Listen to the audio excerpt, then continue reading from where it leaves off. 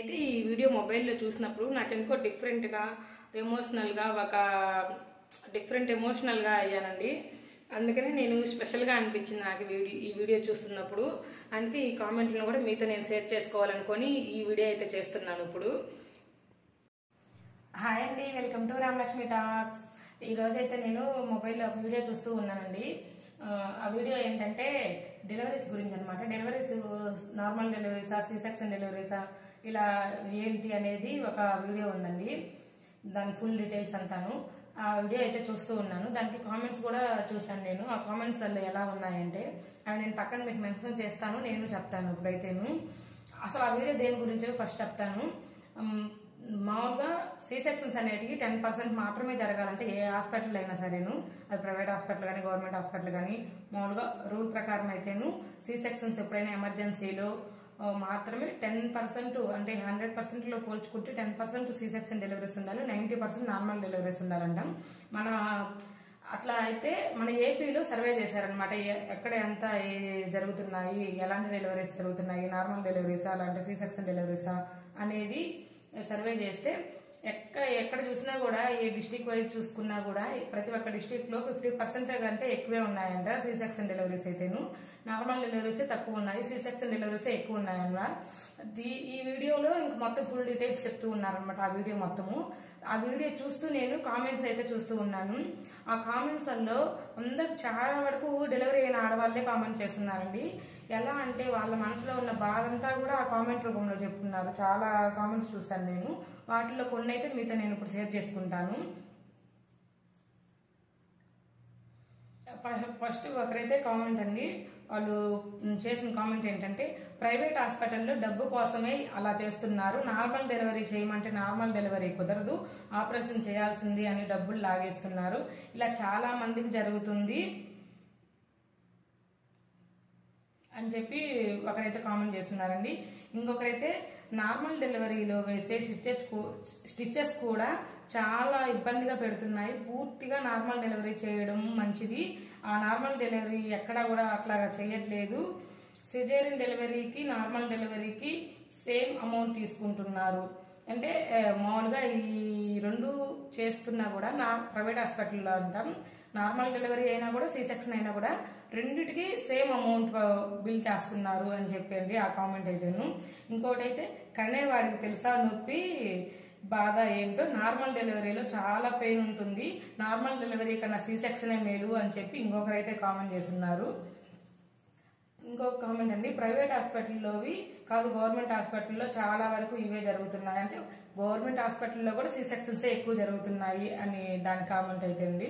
నాకు 2 నార్మల్ డెలివరీలే, నేను అయితే సేఫ్ అయ్యాను, థ్యాంక్ యూ గాడ్ అని చెప్పి ఇంకొకరైతే కామెంట్ చేస్తున్నారు. ఇంకో కామెంట్ అండి, డాక్టర్స్ నార్మల్ డెలివరీ అస్సలు ఎంకరేజ్ చేయరు, అంటే ప్రైవేట్ హాస్పిటల్లో డాక్టర్స్ కానీ నార్మల్ డెలివరీస్ కి ఎంకరేజ్ చేయట్లేదంట, ఎంతకాడికి సి సెక్షన్ చేయాలని చూస్తున్నారు అని చెప్పి ఒకరైతే కామెంట్ చేశారు. ఇంకో కామెంట్ అండి, అంటే రాత్రి వాళ్ళకి డౌట్ వచ్చిందండి, రాత్రి నాకు డౌట్ వచ్చింది, అరే పశువులు కూడా నార్మల్ డెలివరీగా కంటున్నాయి పిల్లల్ని, మనం ఎందుకు ఆపరేషన్ చేయించుకుంటున్నాము, అసలు ఇది శాస్త్రం ప్రకారం విరుద్ధమైన పని, ఇప్పుడు అన్ని కల్తీ మందులు కూడా ఇలాగే ఉన్నాయి, చెప్పుకుంటూ పోతే ఇలా ఎన్నో ఉన్నాయి, ఇంట్లో డెలివరీ అయ్యే వాళ్ళు ఎంతో అదృష్టవంతులు, మాయను బొడ్డు తాడును అమ్ముకొని కూడా డబ్బులు సంపాదిస్తున్నారు ఈ డాక్టర్లు అని ఇంకొక కామెంట్.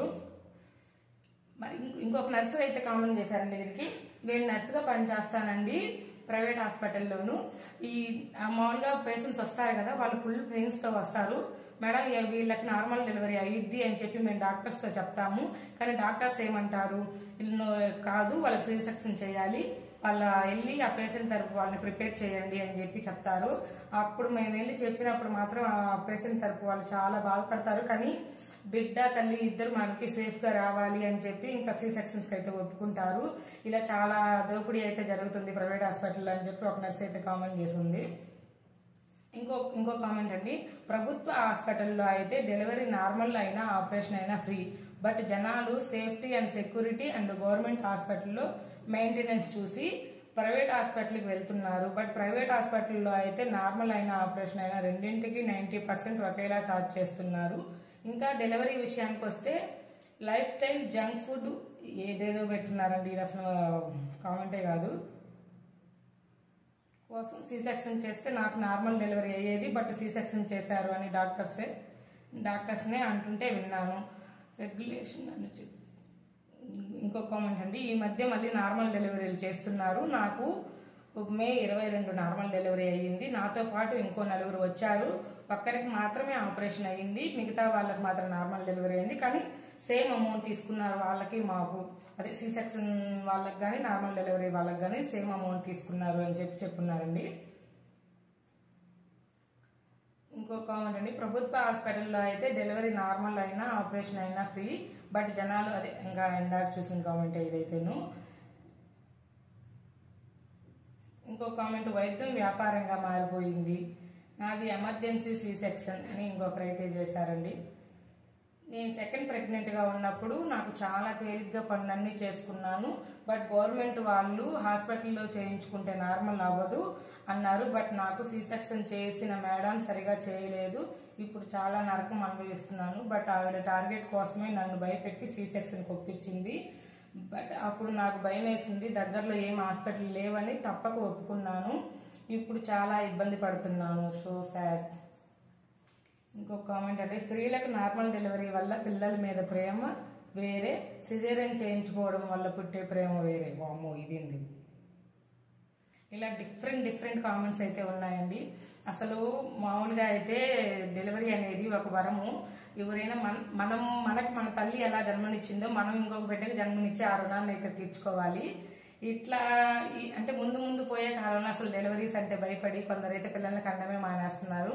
ఇప్పుడైతే నాతో అటు కొరియా సైడ్ అయితే చాలా వరకు బర్త్ రేట్ లేదంటండి. వాళ్ళైతే మనకి ఎలాగా పథకాలు అయితే పెట్టున్నారో వాళ్ళకైతే పిల్లలు పుట్టించుకుంటే పథకాలు ఇస్తాము, ప్రెగ్నెంట్ అయిన వాళ్ళకి పథకాలు ఇస్తాము అని చెప్పి పెట్టుకున్నారంటే అలా అయినా పిల్లల్ని కంటారు, నెక్స్ట్ జనరేషన్ వస్తుంది అని చెప్పి. ఇప్పుడైతే కొరియా వాళ్ళకి నెక్స్ట్ జనరేషనే లేదంట. ఇంకా మనకైతే సేఫ్ లేండి, మన వాళ్ళు ఇప్పుడల్లా అట్లాంటి డిసిషన్స్ అయితే తీసుకోరు. ఇంట్లో పెద్దవాళ్ళ వల్ల లాంటి ఏదో ఒకటి మనకి పిల్లలు కావాలి అని మన ఇండియా అయితే సేఫ్ లేండి. ఈ విషయంలో అయితే మాత్రం ఖచ్చితంగా పిల్లలకి అంటూ ఉంటారు. పిల్లలు లేని వాళ్ళు ఎంతో బాధపడుతూ ఉంటారు కదా. కానీ ఇలాంటివి చూసినప్పుడు వాళ్ళైతే కొంచెం ఫీల్ అవుతారేమో, మనకు పిల్లలు లేనిదే మేల్లే అని చెప్పి. మొత్తానికి ఎట్లయితే మీరు కూడా ఎలా ఫీల్ అవుతున్నారు అనేది కామెంట్ రూపంలో చెప్పండి. నా వీడియోస్ నచ్చితే మీరు లైక్ చేయండి, మన ఛానల్ని సబ్స్క్రైబ్ చేసుకోండి. అందరికీ బాయ్ అండి.